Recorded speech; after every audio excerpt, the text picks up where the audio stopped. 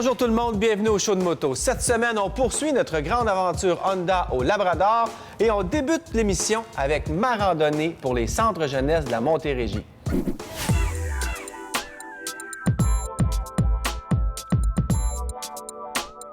Le 16 septembre dernier, en collaboration avec la Fondation des centres jeunesse de la Montérégie, j'organisais une randonnée bénéfice pour les jeunes qui sont hébergés en centre jeunesse.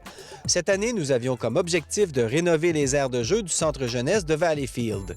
Les motocyclistes qui y ont participé étaient conviés à une randonnée de 100 quelques kilomètres pour se rendre visiter les jeunes qui nous attendaient au centre jeunesse pour le lunch.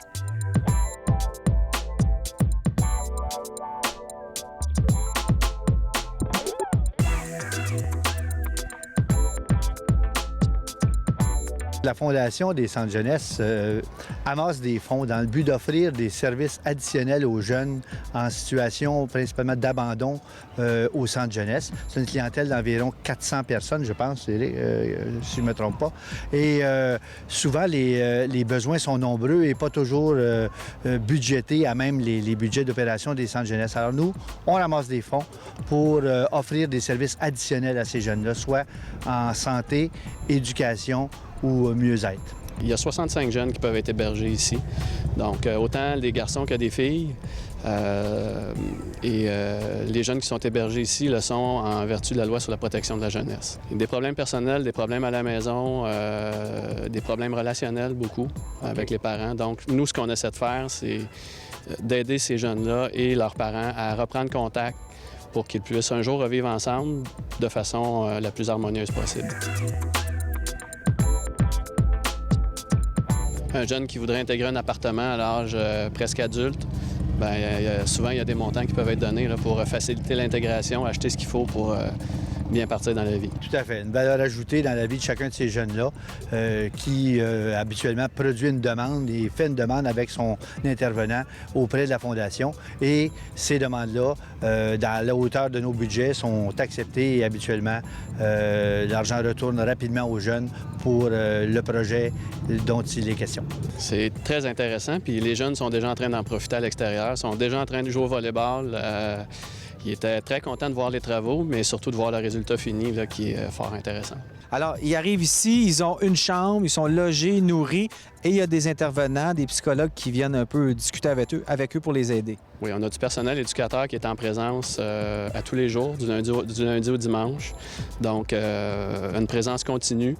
Et on travaille, le travail de réadaptation, c'est un travail de longue haleine. Donc, on essaie de faire vivre des petits succès à ces enfants-là quotidiennement pour les amener à reprendre contrôle sur leur vie, puis éventuellement être capable de retourner dans le milieu familial et que la vie normale puisse reprendre. Ça. Et une fois rendu à 18 ans, là, il faut aller en appartement et commencer sa vie. Là. Tout à fait, ça peut se faire avant. Donc, on les accompagne dès que le plan de match est une intégration en appartement, dès que c'est ça qui est visé, on travaille là, de façon très active à actualiser ce projet-là. Donc, on a besoin de la participation du jeune, mais la présence éducative, l'accompagnement des éducateurs, c'est une valeur ajoutée, là.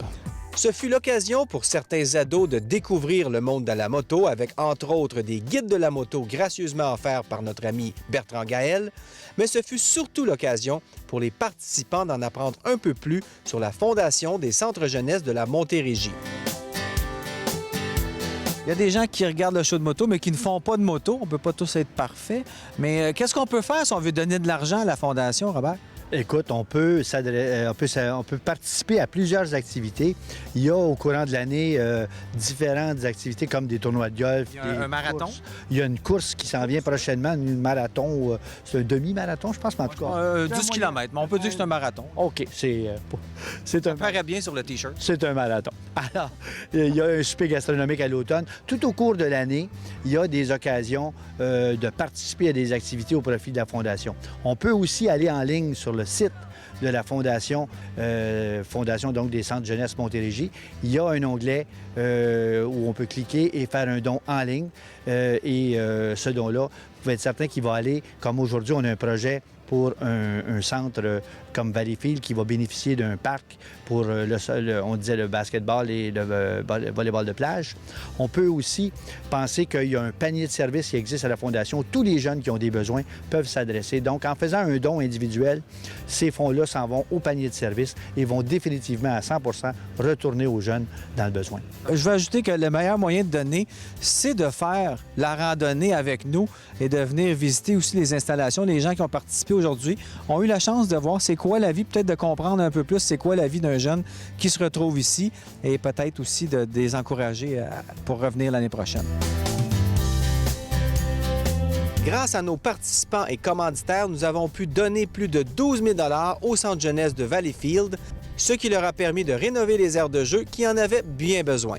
La prochaine édition de notre randonnée à 2 roues pour nos jeunes aura lieu le 28 septembre. Pour plus d'informations, rendez-vous sur notre site Web.